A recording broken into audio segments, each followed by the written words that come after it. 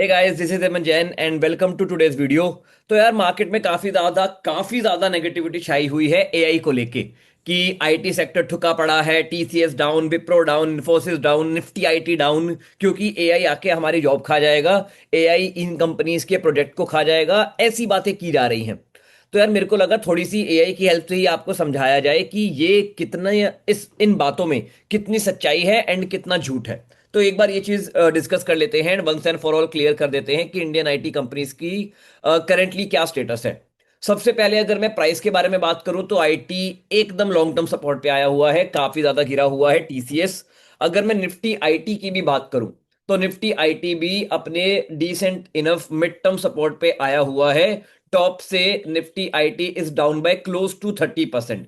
And generally पास में देखा गया है जब भी स्टॉक या सेक्टर इतने डाउन आते हैं तो उनके अराउंड एक नेगेटिविटी अपने आप आ जाती है, काफी अच्छे से एक नेगेटिविटी नेगेटिविटी आ जाती है। एंड लोगों को ऐसा बोला जाता है बेचो बेचो बेचो बेचो, बेच के भागो, जो न्यूज में भी आज की तारीख में आ रहा है। तो यार इसका बहुत ही सिंपल सा सॉल्यूशन है ये पता लगाने के लिए कि हमारे देश की कंपनीज एक्चुअली में आईटी पे कुछ काम कर रही हैं या नहीं कर रही हैं। लॉन्ग मेथड मैं बताता हूं। लॉन्ग मेथड है, आप टीसीएस पे जाओ, इधर जाओ, यहां पे है कॉन कॉल। कॉन कॉल होता है कि कंपनी के मैनेजर्स जो है शेयर होल्डर्स के साथ कुछ डिस्कशन शेयर करते हैं, जिसमें ये फ्यूचर रेफरेंस शेयर करते हैं कि क्या करना चाह रहे हैं, क्या नहीं करना चाह रहे हैं, एआई को इनकलकेट कर रहे हैं या नहीं कर रहे हैं, कंपनी को किस डायरेक्शन में लेके जा रहे हैं। तो ये ज्यादा नहीं, 33 पेजेस की है, पूरी रीड कर लो एंड आपको एक आइडिया मिल जाएगा। That is a long way. Short way है तीनों कंपनीज की कॉन कॉल को, ट्रांसक्रिप्ट को सेव करो। ये है टीसीएस की। सेम तरीके से विप्रो और इन्फोसिस की ट्रांसक्रिप्ट को सेव करो। सेव करके आप पहुंच जाओ चैट जीपीटी पे, और चैट जीपीटी पे तीनों ट्रांसक्रिप्ट को अपलोड कर दो। एंड अपलोड करके बहुत ही बेयर मिनिमम क्वेश्चन पूछो जिसके आपको आंसर चाहिए। मुझे किन क्वेश्चन के आंसर चाहिए? तो मेरा पहला पॉइंट था यार कि I want to know whether Indian IT companies are focusing on AI और नॉट। हमारे देश की जो आईटी कंपनीज हैं वो एक्चुअली में एआई पे फोकस कर भी रही हैं या नहीं कर रही हैं, मेरे को ये जानना था। मैंने डाल दिया। दूसरा question, after 1 to 2 years down the line, does AI have positive और negative impact in the profit of Indian IT companies? AI की वजह से इंडियन की जो आईटी कंपनीज हैं उनके प्रॉफिट एक्चुअली में बढ़ेंगे या उनके प्रॉफिट एक्चुअली में घटेंगे, ये जानने की मैंने कोशिश की है। And use the above transcript to answer with data. मतलब मेरे को कोई अजम्पशन नहीं चाहिए, मेरे को कोई ओपिनियन नहीं चाहिए। कंपनी ने जो डिटेल शेयर की है, कंपनी के जो एक्चुअल प्रोजेक्शंस हैं, जो हिस्ट्री है, जो कंपनी करंटली कर रही है, मेरे को उस बेसिस पे बताओ कि क्या चल रहा है, प्रॉफिट्स आएंगे या नहीं आएंगे। तो चैट जीपीटी ने आंसर देने की कोशिश करी है। एक बार रीड कर लेते हैं, क्योंकि यार देखो, लॉन्ग तरीका है तीनों को रीड कर लो, मेरे पास टाइम नहीं है उतना। शॉर्ट तरीका है एआई से ही पूछ लो। जिस एआई से आप डर रहे हो उस एआई की हेल्प लेने की कोशिश करो ना। तो below I am answering using the 3 transcript you uploaded: Infosys, TCS, Wipro. आप एचसीएल टेक, परसिस्टेंट, कोफोर्ज, टाटा एलेक्सी, जो भी अलग अलग कंपनी है उनके ट्रांसक्रिप्ट भी आप अपलोड कर सकते हो। And I will clearly separate facts from the transcript versus my 1 to 2 year profit impact inference. तो फैक्ट और अजम्पशन कि 1-2 साल बाद के प्रॉफिट क्या होने वाले हैं उनको अलग अलग रख के डिस्कशन की जाएगी यहाँ पे। तो I will focusing on these 2 question जो मैंने पूछे हैं। I use the 3 companies you shared, Infosys, TCS, Wipro. Are Indian IT companies really focused on AI? Short answer yes. केवल मार्केटिंग लेवल पे नहीं, but at revenue, delivery and operations level. Let's look at company wise from the transcript. पहला इन्फोसिस का, from the Infosys press conference, Infosys ने बोला है कि they work with 90% of their latest 200 clients on AI.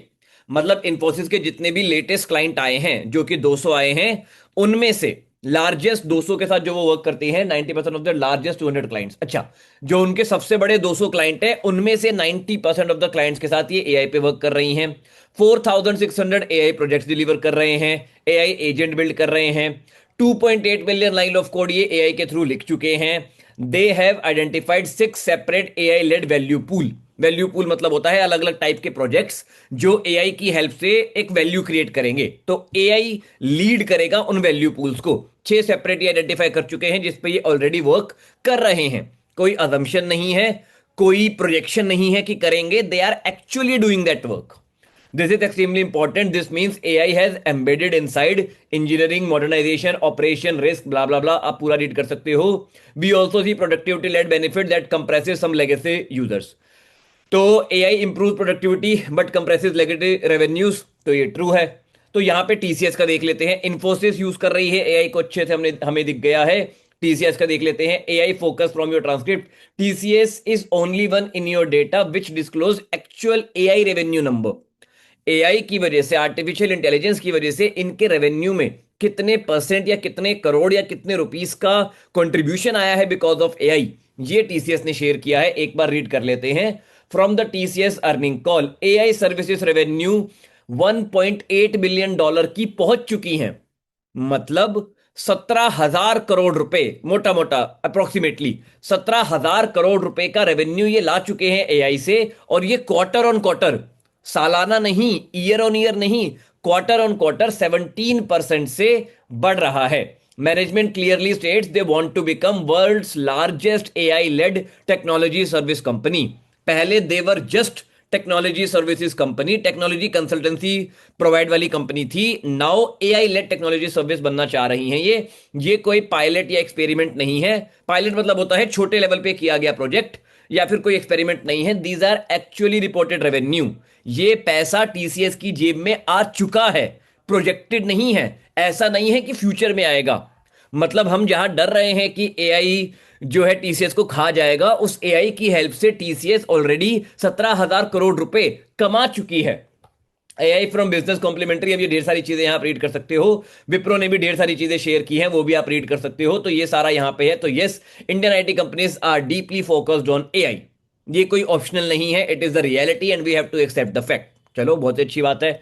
अब मेरा क्वेश्चन था यार कि एक बात बताओ, 1 से 2 साल बाद एआई की वजह से कंपनी के प्रॉफिट, मेरे को प्रॉफिट का जानना है, net revenue minus cost is equal to profit, profit बढ़ेंगे या घटेंगे? एक कदमशन बता दो. तो यार देखो, किसी भी कंपनी के लिए प्रॉफिट बढ़ाने के लिए एक होता है रेवेन्यू कि कितना पैसा जेब में आ रहा है, दूसरी होती है कॉस्ट.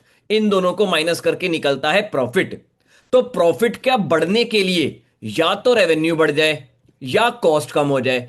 एआई की हेल्प से कॉस्ट भी कम होगी, क्योंकि वो सेम प्रोजेक्ट को अगर 60 लोगों में कर सकते थे तो अभी 50 लोगों में करेंगे. एंड नई नई एआई सर्विसेज वाला रेवेन्यू आएगा तो रेवेन्यू भी कम होगा. हाउएवर, चैट जीपीटी ने एक बहुत ही इंपॉर्टेंट पॉइंट मेंशन किया है, जिसको लेके कई लोग डर भी रहे थे कि एआई की वजह से कई सारे ऐसे लेगेसी वर्क होते हैं या कुछ इस तरीके के काम होते हैं जो हट जाते हैं, तो वहां पे रेवेन्यू हल्का सा कम भी होगा. तो यहां पे इन्फोसिस ने इस रिस्क को क्लियरली मेंशन किया है कि what does this mean in plain language. If a project earlier required 100 people in 12 month, it may now require 60 people in 8 month. So billing base reduce हो जाता है. तो यस, थोड़ा सा नेगेटिव इंपैक्ट है उस चीज का, लेकिन वो उतना बड़ा नहीं है जितने एआई के बेनिफिट है.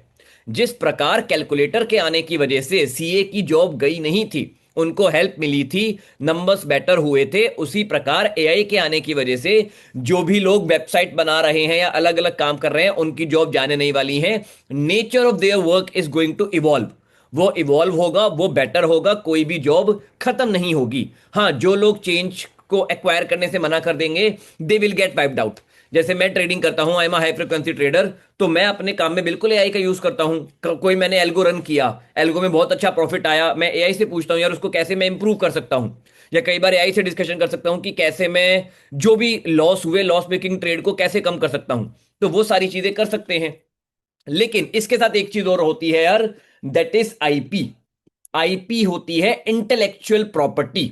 बहुत सारी इंटेलेक्चुअल प्रॉपर्टी इस तरीके की होती है जो एआई के साथ शेयर नहीं की जा सकती, क्योंकि एआई अगर उस डेटा पे शेयर हो गया तो जो मेरी हेमंत जैन की इंटेलेक्चुअल प्रॉपर्टी है वो किसी और को फ्री में बांट देगा. तो वो सारी चीजें एआई के साथ शेयर नहीं की जा सकती. तो हमें ऐसा लगता है सारी कंपनी एआई पे शिफ्ट हो जाएंगी. जी नहीं, ब्लाइंडली शिफ्टिंग नहीं होने वाली है. क्योंकि मैंने बैंक्स के साथ काम किया है, I have work with Citibank, मेरे बहुत सारे दोस्त हैं जो गोल्डमैन सैक्स, जेपी मॉर्गन एंड ऑल, ऐसी बड़ी बड़ी कंपनी में काम कर रहे हैं. इन लोगों को एआई यूज करना अलाउड नहीं है, स्पेशली कंपनी के अंदर तो बिल्कुल भी अलाउड नहीं है कि भाई तुमने हमारी कंपनी की कोई इंटेलेक्चुअल प्रॉपर्टी गलती से एआई में अपलोड कर दी तो बर्बाद हो जाएंगे हम. तो इतना इजी नहीं होता है जो आपको लगता है ना, सारी चीजें एआई पे मूव कर जाएंगी. जी नहीं, एआई बिल्कुल भी सिक्योर, सिक्योरिटी पर्पज से एआई उतना सिक्योर नहीं है। ठीक है, तो फाइनली आंसर फॉर यू, अब ये सारा डिटेल आप रीड कर सकते हो। For next 1 to 2 years profit पे माइल्डली पॉजिटिव इंपैक्ट है, बहुत एक्सप्लोसिवली प्रॉफिट नहीं बढ़ेंगे, that's fine. AI will help profit, better utilisation, blah blah blah, लेकिन वॉल्यूम भी रिड्यूस करेगा, दैट इज कूल। एंड या तो टीसीएस में ऑलरेडी रेवेन्यू आ चुके हैं, इन्फोसिस भी स्ट्रांगली एआई को अडेप्ट कर रहा है, विप्रो भी कर रहा है, तो यार क्यों डर रहे हो आप, टेक अ चिल। अब पॉइंट आता है हेमंत, थोड़े बहुत प्रॉफिट गिर सकते हैं, पहली बात तो नहीं करने वाले, मैं गारंटी नहीं ले रहा, चैट जीपीटी ने बोला है, and by common sense profit नहीं गिरने वाले। दूसरी बात यार, ये जो टेक्नोलॉजी की जितनी भी कंपनीज होती हैं ना, इनके अंदर कुछ इन्हें शिफ्ट करना पड़ता है, कि कुछ ना कुछ इनोवेट करना पड़ता है जिससे इनके प्रॉफिट बढ़ते रहें। जैसा आप यहां देख पा रहे हो, 2014 के आसपास 2-3 साल सेम रेवेन्यू था, फिर सडनली जंप आया, 30,000 करोड़ पहुंचा, फिर सेम रेवेन्यू था, फिर सडनली जंप आया, फिर सेम रेवेन्यू, खैर फिर तो 1 साल में ही, फिर तो खैर कंसिस्टेंटली ही जंप आ रहा है रेवेन्यू में। तो कभी कभी ऐसा टर्बुलेंट टाइम आता है, वो टर्बुलेंट टाइम को कैसे डील करना है, कैसे हैंडल करना है, हमें कंपनीज पे छोड़ देना चाहिए, इतनी ज्यादा टेंशन हमें नहीं लेनी चाहिए। टीसीएस ने पास्ट कई सालों से जैसे भी सरवाइव कर रही है, आई कैन सी, बहुत बड़े डेटा पे भी इनके प्रॉफिट लगातार ऊपर ही गए हैं। यस, बीच बीच में ऐसा समय आता है जब ऐसा लगता है सब खत्म, लेकिन फिर ऊपर जाते हैं, फिर थोड़ा सा, एक सेकंड में प्रॉफिट्स में बाकी चीजों को हाइड कर देता हूं, ये ब्लू बार बेसिकली प्रॉफिट है। तो बीच बीच में ऐसा समय आता है जब हमें लगता है कि प्रॉफिट नहीं बढ़ रहे हैं, लेकिन फिर बढ़ जाते हैं, नहीं बढ़ रहे हैं फिर बढ़ जाते हैं, नहीं बढ़ रहे हैं फिर बढ़ जाते हैं, तो ऐसा समय हर कंपनी में आता है। तो एट मैक्स प्रॉफिट फ्लैट रहेंगे 2-4 क्वार्टर तक, और उसके बाद अच्छे से बढ़ेंगे जब ये एआई को अपने अंदर एकदम अच्छे से इंक्लूड कर लेंगे एंड उसका बेनिफिट और भी अच्छे तरीके से उठा पाएंगे। तो हेमंत करेंटली क्या करना चाहिए, देखो मैं कोई भी बाय या सेल टिप नहीं दे रहा हूं यहां पे, लेकिन अगर एआई का कुछ नेगेटिव इंपैक्ट है भी, अगर है भी, पहली बात तो उतना ज्यादा नहीं है, अगर है भी, तो यार टीसीएस 40% डिस्काउंट पे भी तो मिल रहा है। आप ये समझो ना, ऐसी ग्रेट कंपनी आपको 40% डिस्काउंट पे एवे ही मिल जाएगी क्या? 40% डिस्काउंट, प्रॉफिट गिरे नहीं है अभी तक, प्रॉफिट 40% नहीं गिरे हैं, सेल्स 40% नहीं गिरे हैं, लेकिन कंपनी 40% डाउन है। तो यार ऐसे पॉइंट पे मेरी सारी स्ट्रेटेजीज, मेरे सारे रूल्स, जो भी आपको मैंने स्ट्रेटेजी सिखाई हैं, all those rules are a screaming buy, की स्ट्रेटेजी और रूल्स के अकॉर्डिंग आप चाहो तो टीसीएस को खरीद सकते हो। It might take some time, लेकिन बहुत ही अच्छा प्रॉफिट यहां पे हमें दे के जाएगी TCS in the long run. अब यहां पे एक क्वेश्चन जनरली जो मेरे से तभी पूछा जाता है, वो क्वेश्चन जब स्टॉक गिर चुका होता है, सर हम यहां पे अगर पैसा डालेंगे तो हमारा पैसा ब्लॉक हो जाएगा। ठीक है यार, फिर यहां मत डालो, फिर आप ऐसा करो, एफडी करो। एफडी में 5 साल में आपको 30% का रिटर्न आएगा, जिसमें से 30% टैक्स, प्रॉफिट में से 30% टैक्स सरकार ले जाएगी। तो 5 साल में, 5 ईयर्स में एफडी आपको देगी 20% के रिटर्न आफ्टर टैक्स। तो आई थिंक यार that is the best thing guys. जो भी लोग इस टाइम पे टीसीएस या आईटी सेक्टर से डर रहे हैं, आपको एफडी करनी चाहिए, that will generate huge wealth for you. क्योंकि जब भी यार देखो, जब भी स्पेशली जब मेरे स्टूडेंट मुझे बोलते हैं ना सर पैसा ब्लॉक हो जाएगा, तो मेरे को थोड़ा सा गुस्सा आता है कि भाई तुम कुछ सीख नहीं रहे हो मेरे से कहीं ना कहीं। क्योंकि अगर स्टॉक मार्केट में आप पैसा ब्लॉक करने के पर्सपेक्टिव से सोच रहे हो, फिर आप कभी एलोकेशन कर ही नहीं पाओगे। क्योंकि TCS is not the only company I am working with, मेरे पास 40 से 50 अलग अलग कंपनी में काम कर रहा हूं मैं मिनिमम।